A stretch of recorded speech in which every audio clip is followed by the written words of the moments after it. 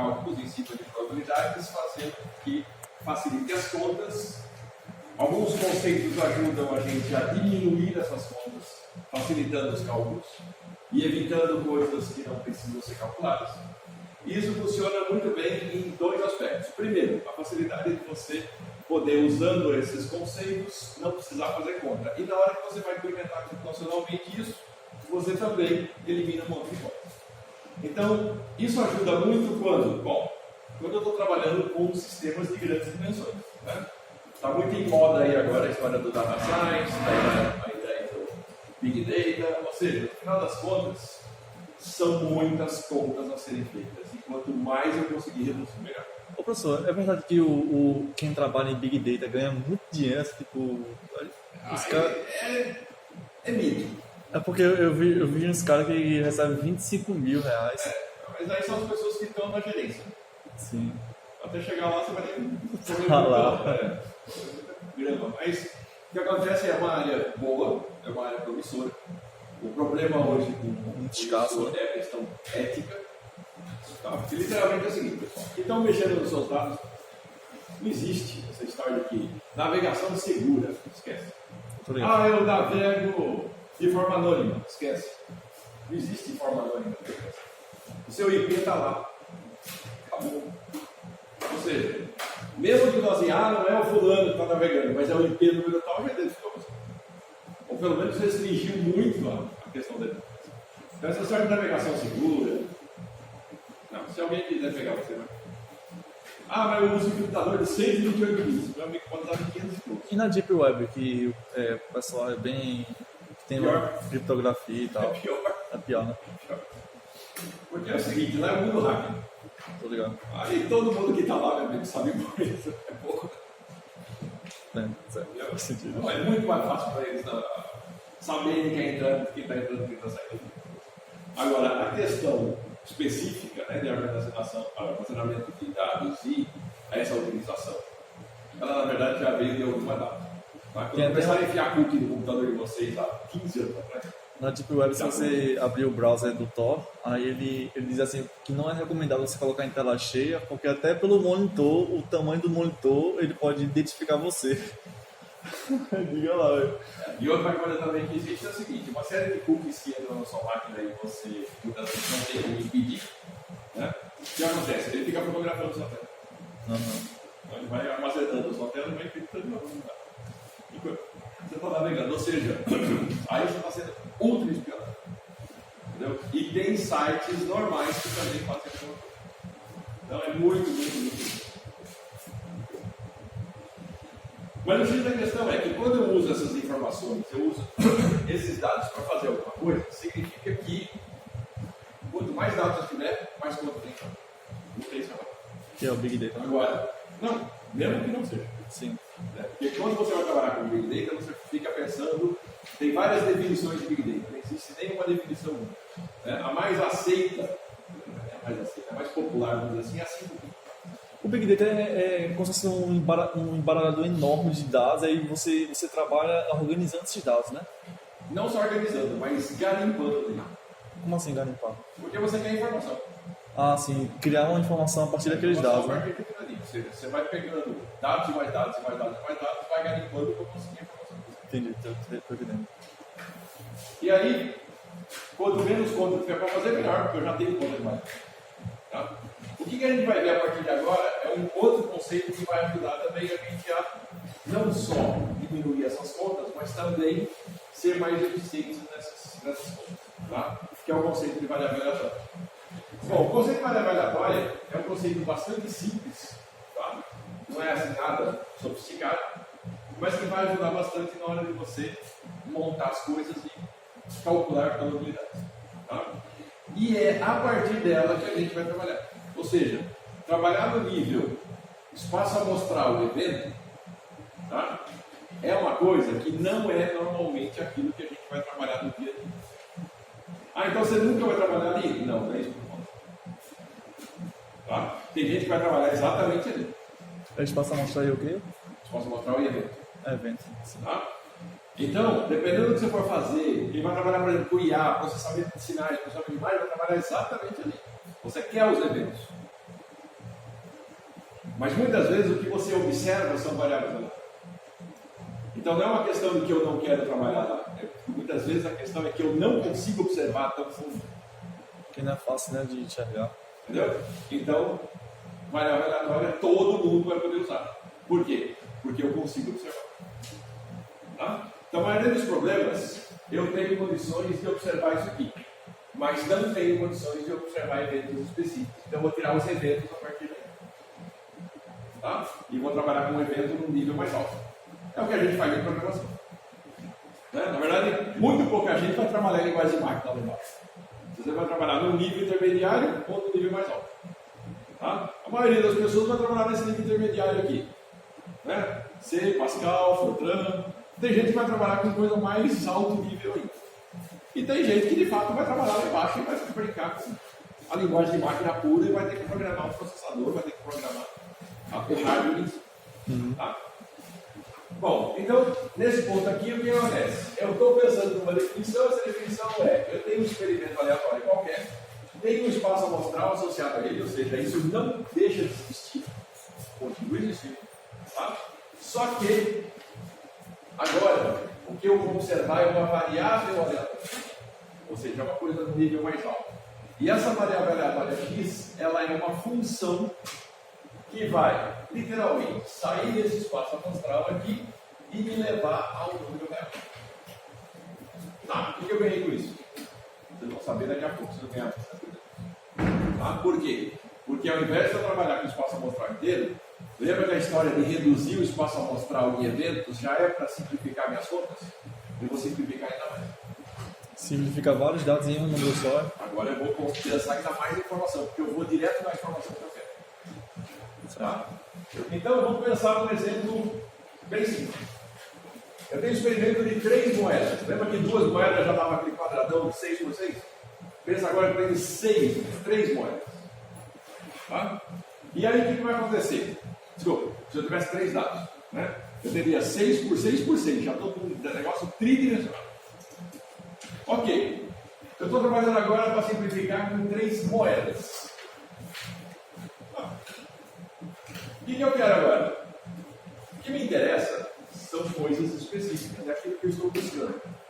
É isso que funciona, por exemplo, em data mining. Eu estou buscando determinados tipos de informação. Será que eu tenho essa informação na minha base de dados? É isso que funciona com Big Data. Eu quero determinados tipos de informação. Só que o volume de dados é enorme. Eu tenho essa informação ali. Tá? Ou eu posso criar modelos de informação dentro desse volume gigante de dados. E aí qual é a história? Bom, a história é a seguinte. Eu vou definir K como sendo a ocorrência de cara, C como ocorrência de coroa, e agora eu quero a variável aleatória que diz para mim o seguinte, eu quero o número de caras obtidas em cada documento. Só cuidado com o fio ali que o senhor bateu ali. Sim. Aí qualquer coisa, sei lá, vai que o senhor prende o pé. Tá? Então, dessa maneira, significa eu estou simplificando ainda mais. Estou codificando essa informação agora como informação numérica. E nessa informação numérica agora, percebe que aquele espaço amostral gigante que eu ia ter está uma realidade cada vez mais distante. Tá? Por que motivo? Porque muitas vezes eu não consigo falar. Então pensa numa situação onde eu tenho várias variáveis, cada uma dessas variáveis tem o seu próprio espaço amostral. Como é que fica? Eu estou trabalhando com múltiplas dimensões de informações diferentes e cada uma delas tem o seu próprio espaço. Entendeu? Tá mais legal? Nesse caso aqui, está tranquilo que eu tenho 3 moedas, então cada moeda tem o seu próprio espaço amostral. São 3 espaços amostrais iguais, então fica bem mais fácil. Mas se eu estivesse trabalhando com 3 outros espaços amostrais diferentes. Exemplo, você quer comprar um carro. O que você leva em consideração quando você compra um carro? Vai lá e entra na primeira agência que você acha e compra um carro da agora. Não é assim. Então você vai querer saber modelo, vai querer saber marca, você vai saber cor, se ele é eficiente e gasta pouca gasolina, como é que é a manutenção dele, se ele é barato. Ó, já estou em 6 dimensões. E nem começou a brincar. Porque você não escolhe só por isso. Então, 6 dimensões, 6 espaços amostrais. E aí? Como é que você combina essas coisas? Tá? Então, quanto maior for o volume de informações, mais variável aleatória passa a ser interessante. Tá? Beleza. Então, olhando isso do ponto de vista puramente matemático de uma função, o que eu quero? Eu quero sair do meu espaço amostral, onde eu tenho um monte de combinações possíveis dessas informações todas, e vou gerar isso, levar isso para um espaço mais condensado. Lá é bem mais fácil de trabalhar do que aqui. Concorda? Então, toda vez que eu estou trabalhando desse ponto de vista estatístico, a minha ideia é, desde que a gente entrou nesse curso, o que era? Condensar a informação. A gente começou com tabela e gráfico, que era para quê? Pega um monte de dados e condenso numa tabela. Tá? Pega esse monte de dados e condenso no gráfico. Ou seja, a ideia sempre é reduzir a informação para ficar mais fácil. Beleza. Então aqui ficou fácil. Eu saí do espaço amostral aqui, ó, de 3, 6, 8 e fui para 4, metade. Tá? Metade são 9, né? 3, 6, 3, falta, né? Vamos lá. Então, no final das contas, é o seguinte: quando eu estou pensando desse ponto de vista, e aí depende do que exatamente eu quero, né? Se eu quero simplesmente contar, é uma coisa. Ah, eu quero a sequência, é outra coisa. Tá? Então, eu posso definir até mais que uma variável aleatória sobre o mesmo critério. Então, nesse caso aqui, o que está acontecendo? Eu estou vendo o seguinte: ó, a corrência de cara na primeira moeda, coroa na segunda e cara na terceira, informa este evento específico. Ok, beleza. Agora, quantos existem lá que me levam a duas caras? Tem vários. Se não me importar a ordem deles, o que isso significa? Significa que eu tenho vários deles aqui, ó, levando a duas caras. Não me interessa a ordem, não preciso esquentar a cabeça com esses 3, eu só tenho que esquentar a cabeça com aquele 2 ali. Se me importar a ordem, aí eu posso fazer uma outra variável aleatória que é: eu quero cara na posição X. E aí eu levo isso para uma outra variável aleatória que é a posição não correta. Estão entendendo? Ou seja, além de tudo, eu ainda posso desmembrar a informação em coisas mais específicas e mais interessantes. Tá? Ok. Então, o que eu posso fazer? O que eu quiser. Virtualmente o que eu quiser. Tá? Só que agora eu estou especializando a minha análise em coisas que realmente me interessam. Não me interessa aquele espaço mostrar aqui. Me interessa alguma coisa ligada aí. É como se fosse um número representa um tipo de dado específico. Né? Tipo de dado específico. Tá? Que é definido por mim. Essa que é a vantagem. Eu defini. Sim. Tá? Então eu vou atrás da informação que eu quero. Beleza, então vamos pensar na seguinte situação: se eu quiser calcular uma probabilidade qualquer em cima dele, o que isso significa? Bom, são 3 moedas diferentes, será que elas são dependentes? O que acontece numa moeda, o que acontece na outra, depende da anterior? Tá? Ó, apareceu o conceito de independência aí que a gente acabou de ver no último. Isso facilita a minha vida? Facilita. As contas aqui, ó. Meras multiplicações resolvem a minha vida. Tá? Senão eu teria que pensar o quê? Eu teria que pensar na interseção desses 3 aqui. Entendeu? Isso me remetia aonde? Lá para o teorema da multiplicação, para o teorema da probabilidade total, e teria que fazer aquele mudar ali. Mas aqui é independente, bem mais. Tá joia?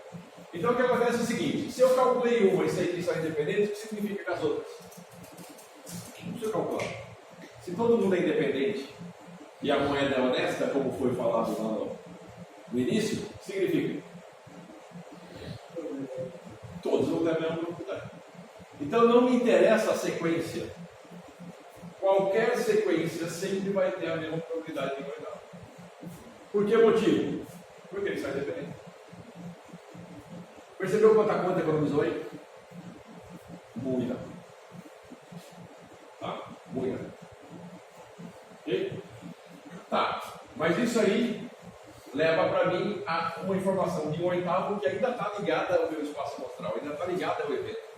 E se eu quisesse a informação a partir daqui? Então, agora é fácil. Se eu conseguir a informação nesse nível, eu consigo passar ele para cá. Como? Quantas vezes vai me levar ao zero? Quantas vezes me leva ao 1? 3. Ok? Então, eu sabendo isso, eu tenho uma lei de formação que me leva daqui para cá. Acabou, pessoal. Tá? A partir daí eu consigo fazer qualquer coisa. Tudo bem, pessoal? Ficou claro? Como é que essa situação de que o primeiro só tem 1, o segundo tem o número 1 só tem 3, como é que ele entra na probabilidade aí? Você vai ver dentro do instante. A gente vai calcular essa coisa. Tá? Porque é diferente, né? Porque tem uma quantidade diferente. Não, mas não é diferente, mas é simples. Justamente porque eu tenho os conceitos de independência aí. Vai ajudar. Tá? Bom, então vamos lá. Para a gente aprofundar um pouco mais o conceito, eu preciso entender as ramificações matemáticas dele. Tá? Por que motivo? Porque eu tenho que tratar matematicamente as variáveis de forma correspondente. Você lembra que a gente viu isso lá no começo? Quando eu tenho uma variável qualitativa, que operações matemáticas eu tenho isso? Quando eu tenho uma variável quantitativa, que tipo de operações matemáticas eu posso fazer isso? Tá? E aqui não vai ser diferente, tá, pessoal? Porque eu ainda continuo no mesmo mundo na matemática. Então, eu tenho que saber o que eu posso e o que eu não posso declarar. Tá? Então, vamos lá. A gente vai dividir esse mundo do mesmo jeito que a matemática divide. A gente viu lá atrás que existiam as variáveis quantitativas discretas e quantitativas contínuas. Tá. Uma variável quantitativa discreta, eu podia fazer um monte de operações matemáticas. Não podia fazer outras. Na contínua, em tese, eu podia fazer qualquer operação matemática. Tá? Menos aquelas que a gente sabe que nos reais não dá para fazer. Tá, o que vai acontecer aqui agora? A mesma coisa. Então, dentro da variável discreta, o que eu vou fazer? Bom, eu posso operar sobre qualquer variável aleatória, cujo resultado seja um conjunto finito ou enumerável. Okay. Mudou da variável discreta, a quantitativa discreta que a gente viu antes? Não, não mudou, porque a operação matemática é a mesma. Tá? E eu consigo trabalhar com elas do mesmo jeito. E no caso da contínua, a mesma coisa. Só que na contínua, os meus resultados agora são intervalos dos números reais, como era antes. Então começa a perceber que tudo começa a se encaixar, desde a tabela lá atrás, lembra?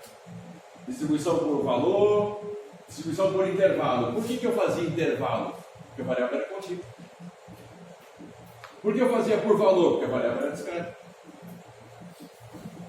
Okay? Então tudo se encaixa. Tá? Beleza. Então nesse caso aqui, vamos pensar em qualquer coisa que eu possa contar. Então nesse caso aqui, ó, número de pacientes atendidos por um médico. Número de vezes que caiu a internet na universidade. Número de protocolos que estão, ou pacotes que estão correndo numa rede. Tudo isso são variáveis. Tá, e lá na contínua? Temperatura na sala. Pressão do ar. Tudo que tem a ver com qualquer coisa que a medição possa ser dada por um intervalo. Tá? Tá, mas por que eu não posso simplesmente pegar a temperatura e falar 28 graus? Porque a gente sabe que ela é fracionada. Não interessa a maneira como eu meço essa variável. Interessa o que ela é. Então, se o meu termômetro só mede 28 graus, eu posso pegar um outro termômetro um pouco melhor, que vai dizer para mim que é 28,2. Eu tenho um melhor ainda que dá 28,23. E se eu quiser um de precisão, me dá 6 casas decimais. Depende do que eu estou falando. Ah, eu quero medir o tempo que eu gastei para baixar uma ISO. Bom, aí vocês, programadores, sabem, né? Se eu entrar lá no C e baixar essa informação, vem com quantas casas decimais? Quantas eu quiser. Tá? Quantas eu quiser. Então, a informação e a forma como eu estou medindo depende de mim ou do instrumento que eu estou medindo. Tá? Eu posso ter tantas casas decimais quanto eu quiser. Então, não faz sentido trabalhar contínua do mesmo modo que eu trabalho. Não dá para ter casas decimais. Não dá para ter casas decimais num número de pacientes, né, por exemplo. Eu vou falar, o cara atendeu um paciente e meio. Não tem meio paciente. Não tem sentido isso. Tem? Tá? Na minha rede eu mandei um pacote, 3. Não tem pacote. O pacote é 2 pacotes. Tá? Beleza. Então, com isso, a gente vai agora formalizar matematicamente as coisas de acordo com a sua forma matemática de si. Tá? Beleza. Então, o que acontece é o seguinte. Na variável aleatória discreta, a definição só vai ser alterada nessa parte aqui. Mas antes não era um número real? E por acaso o número inteiro não é um subconjunto certo? Mudou a definição? Não, variável aleatória continua sendo. Só que agora eu especializei a minha definição para uma variável aleatória discreta. Tá? Então, nesse caso, ela só vai assumir números inteiros, que é um subconjunto certo. Tá? Bom, e aí? E aí o que acontece? Ela vai ter propriedades específicas. Tá? São propriedades que a gente na verdade já viu. Está vindo desde lá de frequência relativa, veio desde a definição original de probabilidade. O que a gente vai fazer agora? Vamos começar a juntar as peças. A variável aleatória discreta é aquela sobre a qual eu posso calcular uma coisa chamada de função de probabilidade. Que a gente já fez isso antes, mas não deu nome. Quando você calculava a probabilidade de x ser igual a alguma coisa, só que eu estava trabalhando com eventos, agora eu estou vendo que eu vou trabalhar com números. Ok. E aí, o que acontece? Cada valor daquela probabilidade, que eu vou chamar de px, tá? Ele deve satisfazer essas condições. Ou seja, cada px ele é um valor positivo ou zero. Já sabíamos disso. E a soma de todos eles dá 1. Também já sabia. Significa o quê? Eu estou ligando o conceito de evento com a probabilidade. Agora, os eventos viraram variável aleatória. Estou religando a probabilidade. Ou seja, aquilo que a gente aprendeu para evento e aquilo que a gente aprendeu agora para variável aleatória, todos eles se ligam à probabilidade. Do mesmo jeito. Tá? Então, tudo que você aprendeu antes, não precisa desaprender agora. Continua aprendendo porque é a mesma coisa. Não mudou. Tá? Beleza. Então, como é que a brincadeira fica? Vamos pensar num exemplo. Tá? O que acontece agora se eu quiser saber uma variável aleatória x, que é o número de caras obtidas? Ou seja, exatamente aquele exemplo. Então, vamos retomar esse exemplo e ver como é que fica o cálculo dessa probabilidade. Então, lá, calcular a probabilidade sobre todos os valores de x e verificar se ele é uma função de probabilidade. Tá, mas para que eu preciso disso? Pessoal, o que acontece é o seguinte. A probabilidade, lembra que vocês que elas têm algumas coisinhas que são meio chatas, né? Uma delas é que se você satisfaz aquelas condições, você chama aquilo de probabilidade. Se não satisfazer, você vai chamar aquilo lá de qualquer coisa, digo no fubá, mas não é. Mas isso faz diferença? Faz. Faz uma baita diferença. Por quê? Porque tudo aquilo que a gente estudou, independência, quando a gente viu o evento mutuamente exclusivo, aquilo vale para probabilidade. E se eu não tenho probabilidade na mão, nada daquilo vale. Estão entendendo? Então, o conceito está atrelado aos demais conceitos que dependem dele. Então, eu não posso falar de independência se eu não tenho probabilidade? Em tese, eu preciso ver o que eu tenho na minha mão. De repente, existe o conceito de independência com outra coisa. Mas com a probabilidade, eu sei que ele é assim. E eu posso trabalhar com ele da forma como a gente viu. Eu sei que evento mutuamente exclusivo vale quando a interseção dos conjuntos é vazia. Beleza? Isso vale para a probabilidade. Aí, se eu não estiver trabalhando com probabilidade, não sei. Eu preciso descobrir o que é que você está trabalhando. Não é verdade? Então, o arcabouço teórico que você tem para as coisas depende de você verificar se é aquele mundo que você está. E se eu não tiver nesse mundo? Aí, para descobrir o que você está. Não é probabilidade, não é probabilidade. Ok, vai para outro. não precisa, ninguém é obrigado a trabalhar com probabilidade, mas se você quer usar os resultados de probabilidade, você tem que se certificar que você está certo. Beleza? Então isso é super importante. Tá? Então vamos ver como é que a gente faz isso. Então, a primeira coisa é probabilidade de x igual a zero. É 1/8. Isso é fácil por quê? Porque quando eu voltei lá atrás do espaço amostral, eu estou vendo que só um elemento vem para o zero. Ok? Quantos elementos vão para o 1? 3. Quantos elementos vão para o 2? 3. Quantos elementos vão para o 3? 1. Então essa probabilidade é igual a essa. Concorda? Sim. Beleza? O 3, a probabilidade do 3 é igual Porque a a gente do descobriu que 1. todos eles é 1/8. Sim.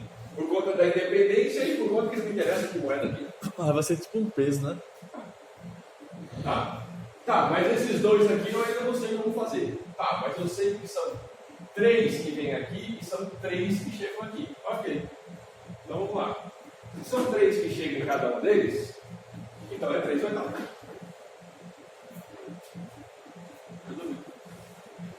Por que são 3/8? Eles são independentes, primeiro. E segundo, quando acontece um evento, pode acontecer o outro?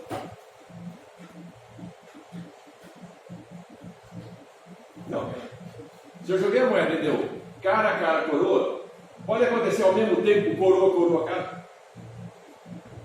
Pode. Tá? Beleza. Então, 1/8 para esses caras aqui da ponta, o 0 e 3, e 3/8 para esses aí. Tá? Por quê? Porque ele é simplesmente a soma desses elementos. Não há interseção. Ok? Então, ou acontece uma coisa, ou a outra, ou a outra. Tá? Ok. Então, eu já descobri quem são os valores de probabilidade. Agora, para saber se ele de fato satisfaz ou não aquela teoria de probabilidade, se isso é uma variável aleatória no sentido de probabilística, o que eu tenho que fazer? Eu tenho que verificar aquelas duas probabilidades. A primeira, todos eles são maiores do que zero. Só. Beleza. A soma desses caras tem que dar 1. Tá? Então vamos somar todo mundo. 1/3, 1/8, mais 3/8, mais 3/8, mais 1/8. Então, beleza. Então eu estou no mundo da probabilidade. Assim de verificar. Tem que dar 1 para estar no mundo da probabilidade. Os dois casos têm que acontecer. Cada probabilidade tem que ser positiva, Certo. ou no máximo nula, e a soma de todas elas tem que ser. Certo. Tá? Verificar, beleza. Tá? Nesse caso, o que acontece? Eu vou dizer que esse camarada aqui, ou seja, essa função que eu chamei, que essa função aqui, ela é uma função de probabilidade porque ela satisfaz duas condições necessárias para o. Tranquilo, pessoal? Dúvida? Se for notação negociada.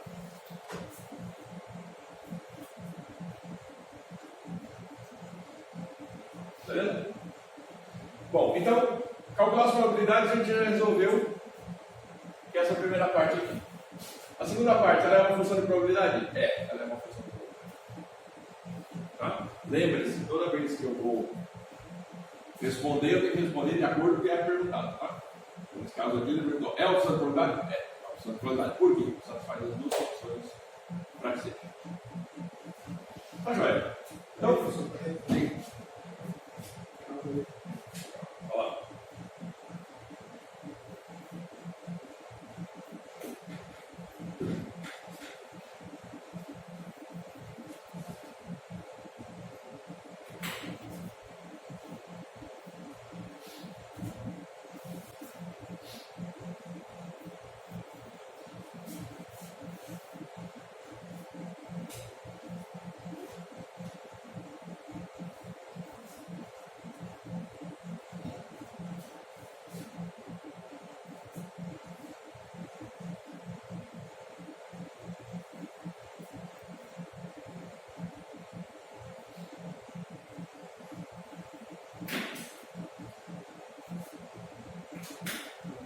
Beleza? Vamos passar, pessoal? Vamos lá. Então a questão é a seguinte: da mesma maneira como a gente tinha lá atrás, lembra que quando eu fazia a montagem da probabilidade, eu tinha aquelas 3 maneiras de fazer, lembra? A forma tabular, a forma gráfica e a forma analítica. Tá? Eu continuo tendo a mesma coisa, porque continua sendo probabilidade. Ok? Então, o que a gente vai ver agora? Como é que a gente faz a montagem desse negócio? Então, eu posso expressar isso dessas três maneiras. Então, vamos ver primeiro a tabular. A tabular é a mais fácil delas, né? Ou seja, eu tenho aqui a probabilidade de 0 é 1 oitavo, a probabilidade de 1 dá 3 oitavos, a probabilidade de 2, 3 oitavos, a probabilidade de 3, 1 oitavo. Está aqui. Então, eu vou montar uma tabelinha. Na primeira linha, eu vou colocar os valores que a variável vai assumir. Na segunda linha, as suas probabilidades. Então, está lá. 0, 1 oitavo. 1, 3 oitavos. 2, 3 oitavos. 3, 1 oitavo. Tá? Função tabular é essa. Nada de muito complicado. Tá? E a gente já viu isso, ou seja, estamos revendo que as mesmas coisas que a gente estudou lá atrás nos eventos também estão valendo agora. Tá? Qual a diferença? A diferença é que antes, aqui em cima eu tinha os eventos. Agora eu tenho os valores da variável aleatória, que também correspondem a eventos. Está aqui os eventos. Tá? Tá, mas o que aconteceria? O que aconteceria é que eu teria uma tabela bem maior, né? Com todos os eventos e as suas probabilidades. E agora? Agora eu tenho uma tabela menor que tem todos os resultados da variável aleatória que me interessa com as probabilidades relacionadas a. Foi menor. Bem menor. Tá? Ou seja, tudo que a gente vai ver nessa lista, pessoal, sempre é a ideia de tentar pegar uma informação grande e vou diminuir. De acordo com o quê? De acordo com o que me interessa na análise. Tá? Essa é a ideia.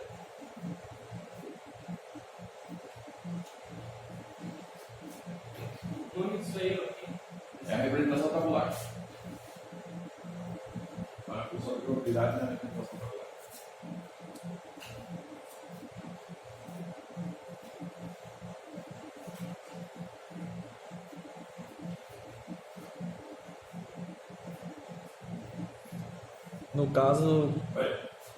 No caso, essa mesma tabela podia ser outra tabela, dependendo do significado dela, né? Se eu quiser trocar a variável aleatória por outra coisa, Se eu quiser dar outro significado para esses dados, né? Aí seria outra tabela, né?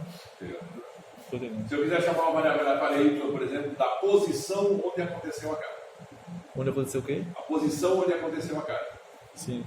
Já é outra variável aleatória com outra característica e outra que medir.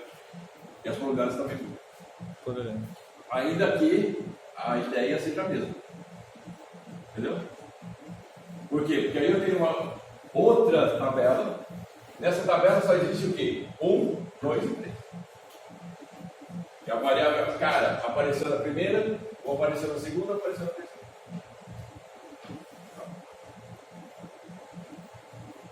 Tudo bem, pessoal? Tranquilo? Se ela não tivesse aparecido. Bem? Se a variável cara não tivesse aparecido, seria. Aí é sério, porque na verdade ela não apareceu em nenhuma das três posições que eu deveria ter. Ah, seria 0, 1, 2, né? Bem? 0, 1, 2, né? Não, na verdade eu não estou contando, eu estou olhando a posição.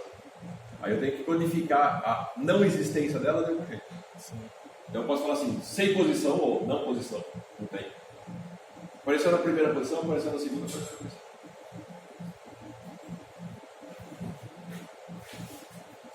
Beleza, pessoal? Mais dúvidas? Tranquilo? Bom, então, essa aqui, pessoal, é a representação analítica. Tá? Ou seja, eu vou colocar uma função que representa aquela função de probabilidade de uma forma agora mais bonitinha. Tá? Então, a tabular é uma forma rápida de ser vista, a forma analítica é uma forma elegante. Tá? Então, nesse caso agora, eu vou mostrar o seguinte, olha, ela vale a 1 oitavo quando? Quando x vale 0 ou 3. E ela vale 3 oitavos quando vale 1 ou 2. E 0 caso contrário. Ou seja, não assume valor fora desses dois que estão. Tá? Então, se amanhã vocês estiverem escrevendo um artigo, um relatório, e de repente precisar expressar essa função de probabilidade, vocês têm as três formas. A primeira que a gente viu que é a tabular, a segunda, que é mais elegante, que é essa daqui, e também tem a gráfica, como a gente viu antes. A gente vai ver agora. Tem essa mesma maneira de você expressar. Ah, e qual que eu ponho, então? Aí, depende do quanto freguês. Tá? Ah, estou fazendo com uma pessoa que não sabe nada de probabilidade. Não usa essa maneira. Só vai complicar a vida de quem está dentro. Tá? Ah, é uma pessoa que entende alguma coisinha. Tá? Então essa aqui já passa a ser interessante. Então isso é mais uma outra maneira de ver os dados, né? Que na verdade não é muito diferente da anterior. Só que agora eu estou especializando. Antes eu via tudo. Agora eu estou fazendo o quê? Agora eu estou interessado em ver o que eu quero. Sim, estou ligado. Tá? Beleza?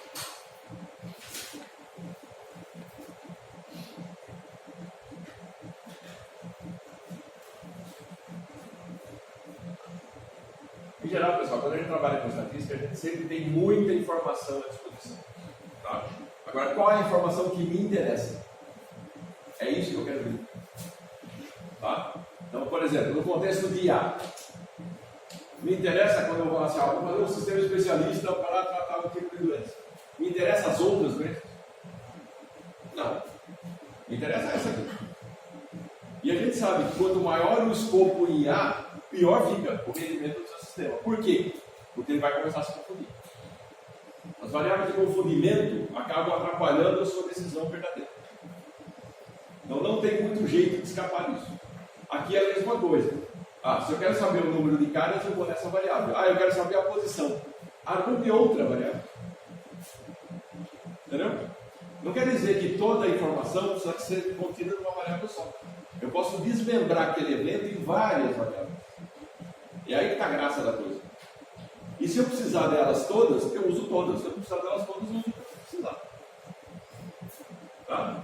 Então, da mesma maneira, quando você usa o conhecimento para construir um sistema, você também vai selecionar o conhecimento necessário para o sistema funcionar. Adianta conhecimentos paralelos que não ajudam o sistema a funcionar? Não, só vão piorar a situação. Aqui é a mesma coisa. Tá? Ah, eu não quero saber a posição que vai acontecer a cara, eu quero saber quantas caras aconteceram. Não esquece essa outra variável aleatória, não precisa. Se eu colocar ela lá, o que vai acontecer? Só vai ficar me atrapalhando. É uma informação a mais que não tem sentido para o meu estudo. Tá?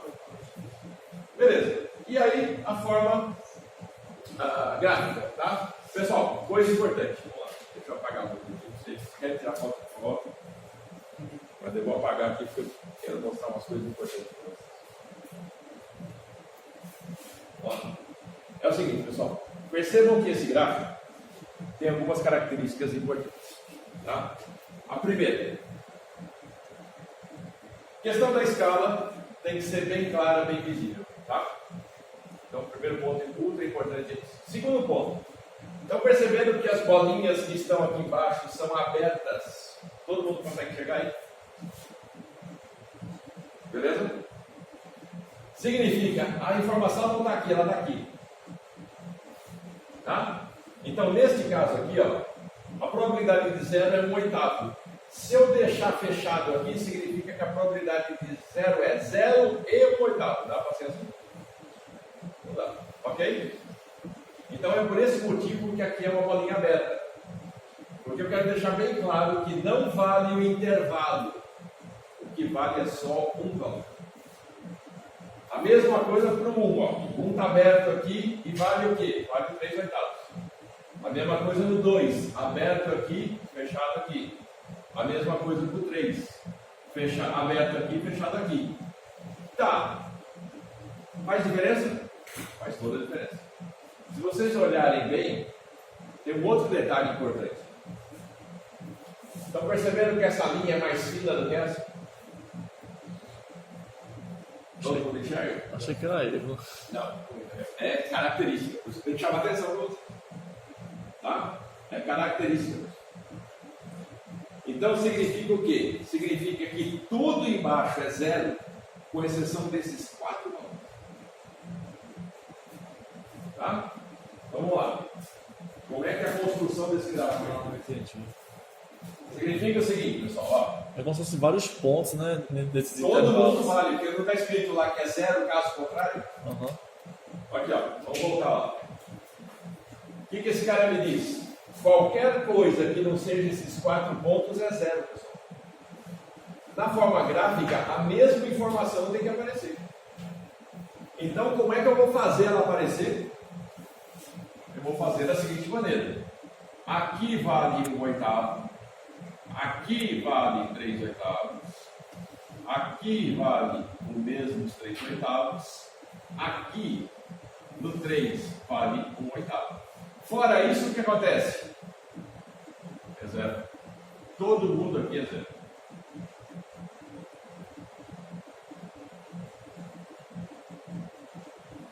Deu para entender? Ficou claro? Tá? Então, muito cuidado na construção desse gráfico aqui. Tem muito detalhe aí que não, né, aparentemente não está aparecendo grande clareza. Tá? Então, por isso que eu separo esses caras para deixar muito claro. Ali não é zero, porque no resto tudo é zero. Tá? No resto tudo é zero. Com exceção desses 4 pontos. Né? E os 4 pontos eu estou dizendo exatamente isso. Tudo bem? Ficou claro, pessoal? Alguma dúvida? Esse gráfico é chato. Tá? Ele está cheio de detalhes, porque muitas vezes você bate o olho e não vê. Ele está cheio de detalhes. Ok? Alguém tem dúvida? Ficou claro? Tá? Então, tome nota disso. Tudo que eu tenho na função analítica, eu tenho que ter como informação na forma gráfica. Então, aqui todo mundo é zero, com exceção desses 4. O meu eixo da ordenada vai ser mais fino do que o eixo da abscissa. Tá? Por conta desse motivo aqui, tem que dizer que todo mundo é zero, com exceção daqueles pontos que eu estou graficando. E tomando cuidado de deixar claro, aqueles caras ali, bolinha aberta, tem um valor lá em cima. Se eu deixar fechado embaixo e em cima, eles vão ter 2 valores. E isso não pode puxar. Tá? Lembre disso, é uma função. A função pode ter 2 valores, por meu ponto? Tudo bem, pessoal? Tranquilo? Meio chatinho, né? Dá para se virar aqui. Trabalhoso desenhando Oi? Dá. na mão. Olha quanto tempo demorou. A diferença Se não o cara é o Cortex vai ficar mais bonitinho do que o meu ali. Tá errado, vai ficar uma suando abusada.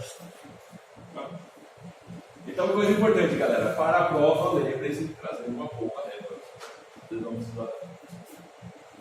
Tá? Mais dúvida, galera? Tranquilo? Muito bom. Então, vamos ver agora o que acontece quando, nesse exemplo aqui, eu estou pensando agora naquela brincadeira dos 2 dados. Tá? Saí da história das moedas, agora vendo dos dados. E agora, nos meus dados, não me interessa mais todo o espaço amostral. O que me interessa agora? Eu quero o valor máximo dos pontos obtidos. Então, significa que essa variável aleatória vai ter quantos valores? Eu tenho 2 dados, meu espaço amostral tem 36 elementos. Mas a minha variável aleatória x é definida pelo maior valor dos 2 dados. Quanto vai ter? Quantos elementos? Você vai pegar 2 dados e quer saber qual foi o maior. O maior deles? 6. Né? Ou seja, pode dar 1 se os 2 derem 1. Né? Dá 2 se os 2 derem 2 ou um deles for 2, se o outro for 1. E aí vai até 6. Concorda? Beleza? Tá, então vamos lá. Primeiro, calcular a probabilidade de todos os valores possíveis para x, dentro dessa ideia aqui. Tá? Construir a representação tabular, analítica e gráfica dessa função de probabilidade. E terceiro, verificar se ela é uma função de probabilidade mesmo. Ok, vamos lá. Então, primeira coisa, isso aí eu vou deixar para vocês fazerem em casa, mas vamos dizer como é que é. Primeiro, eu vou fazer o espaço amostral. Vou fazer aquele quadradão lá que é o espaço amostral e verificar todos os valores que estão no espaço amostral. Do mesmo jeito que a gente fez com a moeda aqui. Tá? Beleza. Calcular aquelas probabilidades. O que eu faço com o meu espaço amostral? Eu já coloco quem são os meus maiores valores, concorda? Do mesmo jeito que a gente fez antes? Tá? Então eu tenho lá um espaço amostral, 36 elementos, coloco no miolo aqui apenas quem? Apenas os maiores valores. Ok, com isso já vai ficar mais fácil de eu calcular as probabilidades de todos eles. Beleza, uma vez feito o cálculo, representação tabular. Simplesmente fazer isso aqui. Quantos valores vão ter aqui? 6. E as 20 probabilidades. Tá? Joia. Na forma analítica, aí vai depender dos resultados como é que eu vou montar isso aqui. Tá? A forma analítica, pessoal, tem formas mais e menos elegantes. Mas não tem uma forma correta ou incorreta de fazer. Tá? Então, se a informação que você precisa colocar está lá, ok, é o que importa. Ah, mas eu posso criar uma função que diz exatamente como é que é a coisa e coloco isso numa linha. Ok, mais elegante. Mas está mais certo? Não, não está mais certo. Se a informação estiver lá, é isso que importa. Tá? E na forma gráfica, vai acontecer um gráfico igual a esse aqui. Vocês vão ter que lembrar desse cuidado aqui. Ó. Tá? Importante. Legal. Depois, verificar se ela é uma função de probabilidade. Como é que eu verifico? Ou maior que zero, não pode ter nada negativo. Segundo, a soma de todas elas tem que ser 1. Verificar esses dois é uma função de probabilidade. Tranquilo? Dúvidas? Deixar vocês fazerem casa. Ok, então vamos ver as variáveis contínuas. Tá? A ideia das variáveis contínuas é justamente a ideia de que eu posso medir esse negócio com o grau de precisão que eu quiser e eu sempre estou trabalhando com um número de casos decimais limitado. Sempre vai existir mais. Então eu não consigo denotar esse cara por um ponto, mas sim por um intervalo. Tá? Beleza. Então, o que vai mudar? Aqui de fato são números reais. Não é um subconjuntos reais, é o próprio. Tá?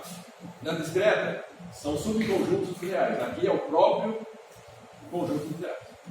Tá. O que isso muda? Muda na forma matemática de tratar. Antes eu tinha apenas valores discretos e, portanto, eu podia somar. Agora eu tenho valores contínuos. O que significa somar no número contínuo? Calcular a integral. Tá? Não mudei a minha forma de pensar, só mudei a minha forma de calcular. Tá? Então, nesse caso aqui, eu vou dar um outro nome para a brincadeira. A gente vai chamar isso aqui de função densidade de probabilidade. E a densidade de probabilidade, ela é positiva ou nula, e a integral vai... não é mais a soma. Tá? Não é mais o quê? Não é mais a soma, é uma integral. Sim. Ok? Ou seja, eu estou dentro da mesma ideia, tá, pessoal? A forma de calcular que é diferente. Tá? Tá, então para qualquer coisa, já que eu estou trabalhando com integral, eu não posso trabalhar com nada diferente do intervalo, concorda? Então não tenho mais função no ponto. Por que eu não tenho função no ponto? Por que eu não posso calcular a probabilidade de x igual a 1,80 m? Por que eu não posso calcular a probabilidade de x igual a 28 graus? Porque é intervalo. A integral no ponto é... Aí, galera, calcula. Quanto vale a integral no ponto? Zero. Zero. Tá? Então não tem integral no ponto. Se eu calcular uma integral de A até A, vale zero.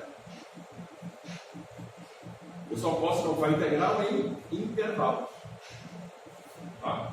Então, por esse motivo, eu não vou mais calcular integral no ponto. Não vou mais calcular a probabilidade de x igual a alguma coisa. Mas sempre a probabilidade de x entre A e B. Tá? Que é isso aqui. Ou seja, no final das contas, meu mundo agora mudou para o mundo do cálculo integral. Só isso que eu... O resto, a mesma coisa. Então, quando eu for calcular a probabilidade, ela vai dar um número positivo, tem que dar um número entre 0 e 1. Mesma história. Tá? Ok. Podemos seguir?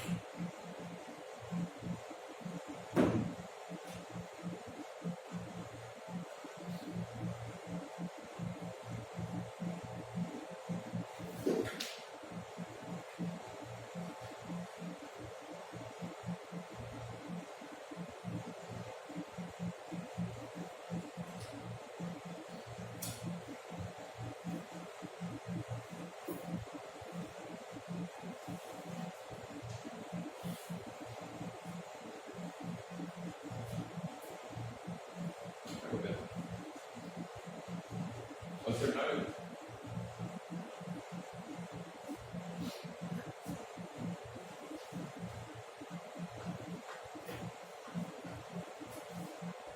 Beleza? Vamos lá. Então a questão é a seguinte: quais são as minhas decorrências a partir da brincadeira que agora mudou do cálculo matemático de pura simplesmente somar para o cálculo integral, onde eu tenho algumas características diferentes. Tá? Então a questão é: a minha probabilidade agora está entre dois valores e está sendo calculado por uma integral. Então a probabilidade agora tem uma interpretação geométrica. A interpretação geométrica é: eu tenho uma função densidade e a minha área embaixo dessa função densidade diz qual é a probabilidade. Tá? Então agora eu tenho uma interpretação geométrica que eu não tinha antes. Vindo da onde? Vindo através da integral.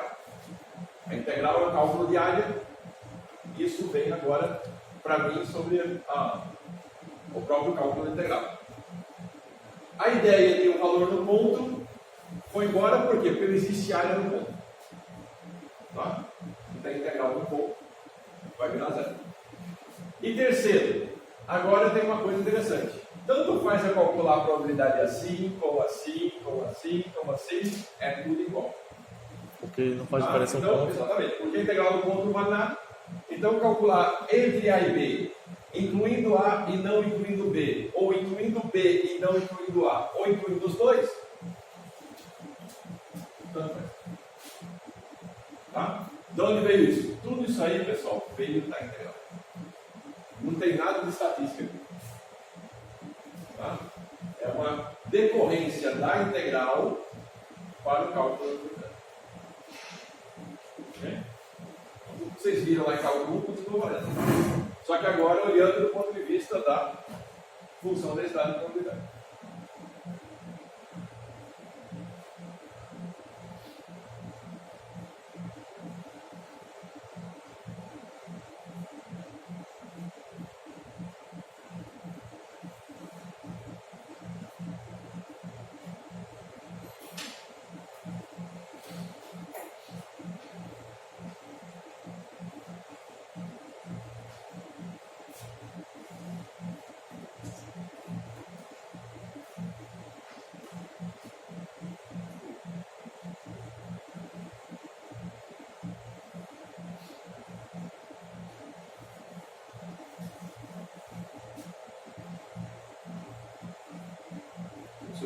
A função da densidade foi o que disse? Foi a função da variável aleatória? Vai virar uma densidade. Justamente porque ela é contínua, eu só consigo trabalhar com os intervalos. Ou seja, a decorrência é puramente matemática. Ou seja, eu estou trabalhando com o quê? Com aquilo que a matemática me dá de ferramental para poder calcular as coisas. Então, no caso, uma matemática comum resolve. Né? Soma, subtração, tá, ok, beleza. Só que agora eu preciso de algo mais, agora eu tenho que ir para a integração. Estou vendo? Não? Podemos seguir? Vamos lá. Então, pensa agora nessa variável aleatória aí, que é definida por uma forma bem simples. Né? Aqui eu estou olhando a forma analítica dela. Ou seja, a variável vale, a densidade dela vale 2x, se o x sempre 0 e 1 e 0 caso contrário. Beleza. Então a primeira coisa que eu tenho que fazer é o seguinte: esse negócio aí é de fato uma densidade? Né? A gente chama de FDP, né, pessoal? Cuidado que FDP é dependência. Tá? Bom, é uma densidade ou não é uma densidade? Bom, para ser uma densidade, primeiro, ela tem que ser uma função sempre positiva. Tá? Positiva no máximo nula. Segundo, ela tem que ser, a integral dela dentro de toda a área dividida tem que dar 1. Tá? E aí está pedindo para calcular essas duas probabilidades. Tá bem, vamos lá. Então, a primeira coisa, eu vou calcular a integral. Né? A integral de 2x da x quadrado. Né? X quadrado sobre 2, vai embora os 2, só fica x quadrado, beleza. E a função x quadrado, pessoal, é uma função sempre positiva, concorda? Tá? Ela é sempre positiva, por quê? Porque qualquer valor ao quadrado, mesmo que x seja negativo, ele não tem como ser valor negativo no final. Então, beleza. Lembrando que eu não estou trabalhando só dentro de todos os reais, estou trabalhando onde? Dentro de onde ela está definida. E onde ela está definida? Está definida só no intervalo da tá? Então, dentro desse intervalo 0,1, ela sempre vai ser positiva. Tá, e se eu definisse ela entre menos 1 e 0? Ia fazer diferença? Não. Não, é x quadrado. Tá? Então, x ao quadrado, independente do raio de coisa que entrar ali, sempre vai ser positivo. E se fosse x ao cubo? Aí já muda. Tá? X ao cubo, se eu tiver valores negativos, vai produzir um valor negativo. Beleza. Então, nesse caso aqui, ela é sempre positiva porque é um valor quadrado. Beleza. O que eu preciso fazer ainda nisso? Saber que a integral dela é 1. Tá? Fazer a integral dela é 1 significa o quê? Eu vou olhar todo o domínio dela, faço o cálculo da integral e vejo se o resultado final é 1. Testar o intervalo, valor 1, valor por valor, né, para verificar se todos dão 1, né? Não, aqui eu só tenho que fazer integral dentro do intervalo que eu tenho. O meu intervalo não está entre 0 e 1, x não está definido entre 0 e 1. Ah, tô entendendo. Então eu vou fazer a integral entre 0 e 1. Faz a integral no Ela está intervalo, definida. aí no intervalo tem que dar 1. Aí o intervalo tem que dar. Tô entendendo. Tá? Então, nesse caso aí, o que eu estou observando? A integral da função dá os mesmos x quadrado que a gente tinha antes. O x quadrado entre 0 e 1 vai dar 1 ao quadrado menos 0 ao quadrado, que é 1. Beleza. Então, da anterior, eu já descobri que ela é sempre positiva. E aqui, na segunda, eu estou vendo que ela é 1. Então, ela é uma função desse estado de probabilidade. Tá? Resolvida a minha vida, eu posso calcular isso aí como probabilidade. Tá, agora ele pediu para calcular essas duas probabilidades aqui. Então, a probabilidade de x menor que meio. O que vai ser? A integral de 0 até meio. É tudo que vocês aprenderem em cálculo integral. Tá? Não tem nenhum mistério. Então, nesse caso, o que acontece? Eu vou fazer a integral de 0 até meio de 2x. O valor da integral é x quadrado. De 0 até meio, e vai dar 1 quarto. Beleza. Nesse caso aqui, isso tem um errinho aqui, galera. Isso aqui está faltando um parênteses aqui, né? Por favor, anota isso. E na linha de baixo também, pelo mesmo motivo, né? 4 vezes. Faltando aqui. Bom, quando eu for calcular agora entre 1/3 e meio, o que eu vou fazer? No meu caso, agora, esse negócio está acima de 0. Então, eu não vou calcular a partir de 0. Vou calcular a partir do valor mínimo. O valor mínimo é 1/3. Então, 1/3 até meio da mesma função. Isso vai dar x quadrado entre 1/3 e 2/3. Aqui está faltando parênteses, é meio elevado ao quadrado, menos 1/3 elevado ao quadrado. Isso dá 5, 36 avos. Tá? Então, vocês divertirem se fazer em casa esse último aí. Agora é uma probabilidade condicional. Tudo que valia antes continua valendo agora. Pessoal. O fato de sair de evento e chegar agora numa variável aleatória não tira aquelas probabilidades que a gente estudou. Vale o teorema da multiplicação, vale o teorema da condicional, vale o teorema da probabilidade total, vale o teorema de Bayes. Tudo isso continua valendo. Eu só vou sair do mundo de evento para o mundo de variável aleatória. Mas tudo é igual.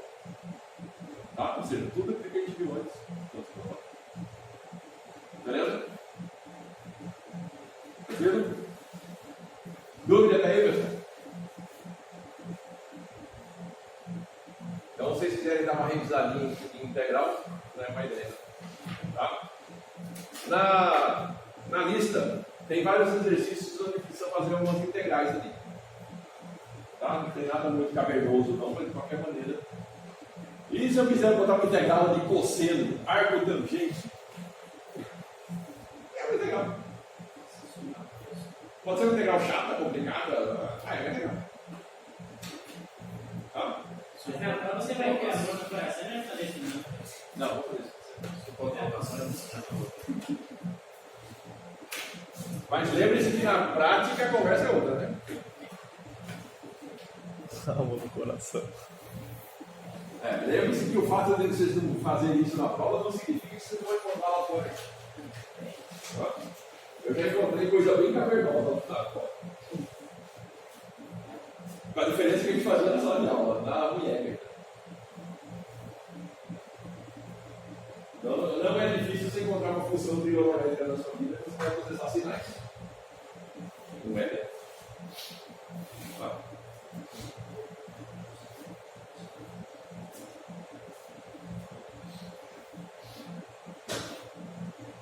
Tem uns exercícios muito similares a esse na lista.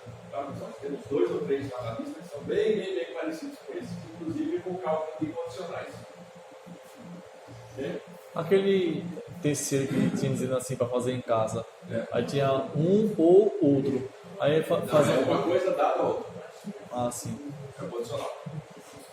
Tá? Aí você faz aqui a probabilidade de interseção dividida pela probabilidade do próprio. Você fazer a interseção, você vai ter que fazer o cálculo do integral da interseção. E o de baixo é calcular a probabilidade do próprio. Sim. Ok? Professor, o senhor pode colocar o próximo. Próximo slide? Tem muita coisa para escrever. Essa parte dele.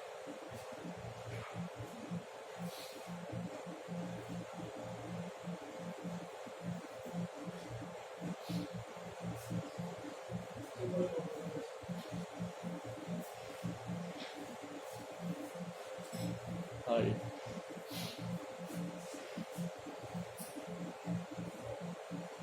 Tá, como é que vai ser feito esse terceiro aí, pessoal? Tá vendo que eu tenho aqui a probabilidade de x menor do que meio? Tá? Só que eu sei que o valor que aconteceu está entre 1/3 e 2/3. Então o que eu tenho que fazer? Eu tenho que ver qual é o intervalo que eu quero, probabilidade de x menor do que meio, sabendo que aconteceu uma outra coisa aqui. Tá, percebam que 2/3 é maior do que meio, né? Então, cuidado na hora de calcular a interseção, que a interseção não vai ser esse cara aqui. Vai ser entre 1/3 e meio. Tá? Lembra desse detalhezinho importante aí. Nos primeiros exercícios, pessoal, para ficar mais fácil vocês não errarem, escreve lá o intervalinho. Ó, vamos lá com o intervalo. O meu intervalo é de 0 até meio. Ok. Só que o intervalo que eu quero, que é o condicionante, é de 1/3 até 2/3. Então isso aqui é 1/3. Isso aqui é 2/3. Tá? Qual é a interseção? A interseção está aqui. Ok? Esse gráficozinho besta aí vai ajudar vocês a não errarem essas coisinhas boas. Tá? Num exercício desse, pessoal, a maioria do pessoal vai lá e faz o quê? Calcula no numerador a probabilidade entre 1/3 e 2/3, dizendo que isso aí é interseção. E embaixo a probabilidade de meio. Aí, às vezes, dependendo do que o camarada vai fazer, a probabilidade dá mais do que 1 e o cara acha ali. Não pode ser maior do que 1, galera. Você acabou de provar que esse negócio é a função da estado de probabilidade. Não pode ser maior do que 1. Como é que uma área dessa pode ser maior? Ok? Se a área inteira não é maior do que 1, como é que um pedaço dela pode ser maior? Paradoxo. Tudo bem? Então lembre-se. Que a área desse aqui salva a vida de vocês, tá? É porque esse intervalo que o senhor desenhou é sempre 1, né? O intervalo inteiro é integral é 1. Então, se você pegar um intervalo aqui que for muito maior do que o outro, o que vai acontecer? O valor aqui é maior do que o outro e está no denominador. O que vai acontecer no resultado final? Maior do que 1. Mas não pode ser maior. Tudo bem. Professor, então, nesse caso, a gente só consegue fazer o cálculo de variáveis contínuas no espaço de 0 a 1. Se eu tiver calcular a probabilidade de 0 a 25 de acontecer algum desses tipos. Pode, não tem problema. Como é que eu vou fazer? Porque Eu nesse caso, fazer uma... eu tenho que definir uma função conveniente. A minha função tem que ser conveniente. Porque, tecnicamente, não está entre a função contínua não está definida nos reais. Sim. Pode fazer qualquer coisa. Se você estiver trabalhando com temperatura, não tem como falar que tem que ser no 0,1. Amanhã a temperatura vai ser o tamanho da forma. Como é que faz? Aí a função densidade ela é conveniente para trabalhar. E vai depender das formas de função que eu tiver. Você tem algum exemplo aí? Tem. Por exemplo, dentro da temperatura, em fornos, por exemplo, né, a temperatura ela usa uma distribuição chamada distribuição normal, que é uma distribuição em forma de sino. A gente vai ver isso aí no próximo módulo. Tá? O que acontece? Essa temperatura vai de menos infinito a mais infinito. É lógico que eu não tenho forno que aconteça isso. Então, o que normalmente a gente faz? Tá, qual é a menor temperatura que o forno vai obter? 0, tá ligado? Qual a maior temperatura que esse forno vai obter? Sei lá, 300 graus. Tá? Essa curva vai se moldar a esse domínio de forma que a integral dela consiga ser. Entendeu? Ou seja, e você vai lá, não, eu não quero mais essa aqui, agora tem um alto forno, esse negócio vai ter 2.000 graus. Tá? A diferença é o que é? A curva agora vai ter outros parâmetros que podem se encaixar também. Ok? Ou seja, sempre tem um clima. Então, pessoal, a ideia é o cálculo que eu vou fazer, uso o ferramental matemático da integral. Como eu vou fazer? Bom, aí vai depender da função que eu tiver. A função pode ser a mais enrolada que eu tiver na vida. Tá? Isso vai depender do tipo de aplicação que eu for fazer. Aqui a gente viu uma função linearzinha bem bobinha, né? Mas tem que ser sempre assim? Não. Tem que ser sempre assim. Tá? E, na verdade, pessoal, funçãozinha linearzinha bonitinha, mas aqui, quase nunca acontece. Só na prova. É só em prova. Tá? O que vai acontecer? É dali para pior. Ok? Aqui é uma função exponencial. Pode chegar nesse cara. Tá? Ou seja, sempre vai ter um fator complicador. E na prática, pessoal, é sempre mais complicado. Tá? Não é tão simples. Beleza. Então, olhando agora do ponto de vista gráfico, tá? Do ponto de vista gráfico, o que ele disse para mim? Ele disse para mim que aquela função lá vale x, 2x, não é isso? Na forma gráfica, o que significa? Significa que eu vou ter exatamente esta função no gráfico lá. Tá? Então, esta função do gráfico significa ter isso aqui. Aqui ele colocou em corzinha azul aqui para ficar um pouco mais claro, né? Então aqui, ó, percebam que ele vale no espaço negativo até 1. Ele vale 2x de 1. Aqui nesse caso aqui está até 4, não é até 4, a função nossa lá de 0 até 1, mas aqui é uma função qualquer. E a partir disso ela continua valendo e vale 0. Ok? Então, seja lá qual for, tá, a minha função, eu tenho que pensar em como ela vai se comportar. Nesse exemplo aqui, pessoal, a função é o seguinte, olha, eu dei para você a forma gráfica. E na forma gráfica, diferente daquela anterior, eu não sei quem é esse dado.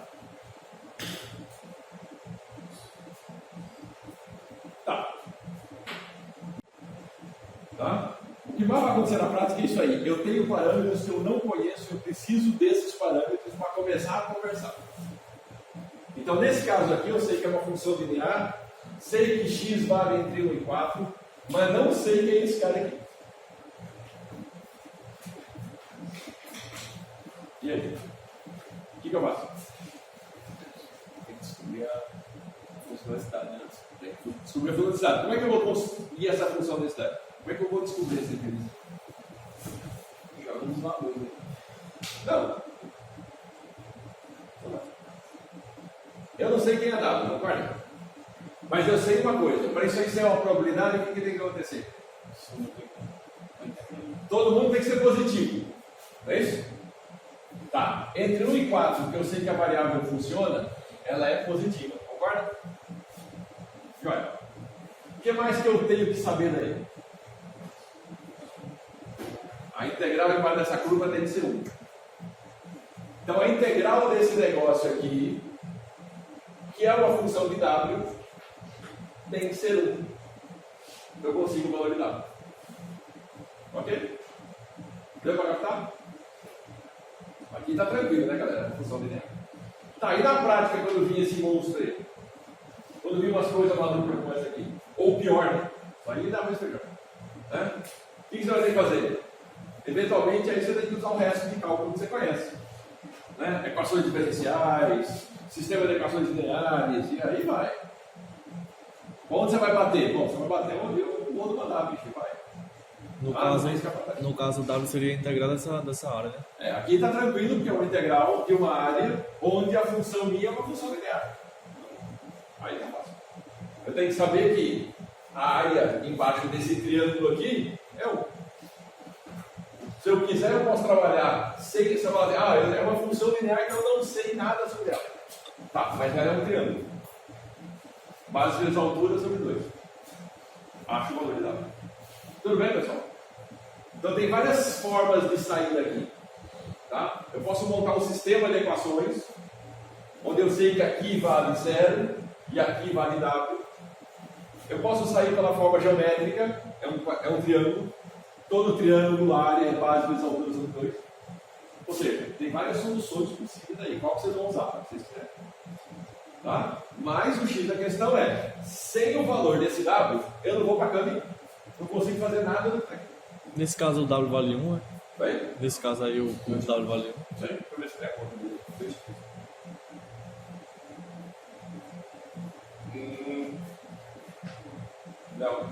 Não, esse aí é outro exercício. Eu não fiz as contas desse aqui. 2 terços? Mas acho que é isso mesmo. É porque a base vezes a altura, 4 vezes W dividido por 2, tem que dar 1. Se tem que dar 1, é sempre 1, né? O W. Bem, não, A base desse caso aí vai dar 3. a base é 4. Ah. Vezes W. Não, vale 3, tá certo, vale 3. Não começa em 0, começa em 1. 4 menos 1, 3. Vezes W tem que dar 1. Então W é 1 terço. Tô entendendo. Tá? Tudo bem, pessoal? Viu? Bom, sabendo W, agora eu posso calcular o resto. Porque aí eu consigo a equação dessa reta. Tá? Tendo a equação da reta, eu posso explicitá-la analiticamente do mesmo jeito que foi explicitado aqui, ó. Ok? Tranquilo? Tá, e depois? Bom, depois o que ele quer aqui? Que eu calcule essas probabilidades. Tá? Nesse caso aqui, quando eu responder o valor de W, eu já estou respondendo esse item A? Só encontrando o valor de W, eu já respondo o item A?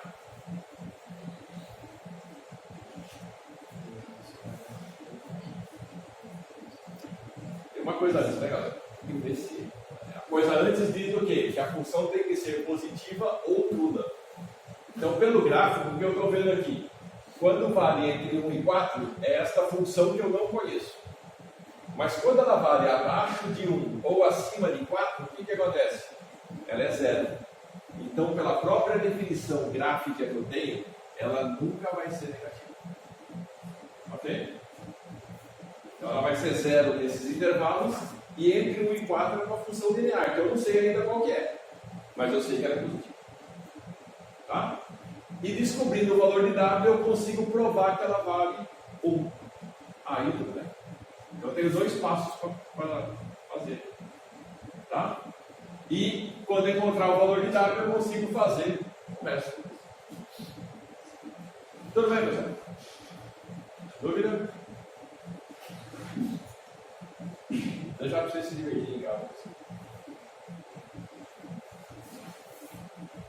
Tá, vocês vão ter dúvida, galera. Vão tirar dúvida aí. O que seria explicitar analiticamente aí? É construir aquela função ali.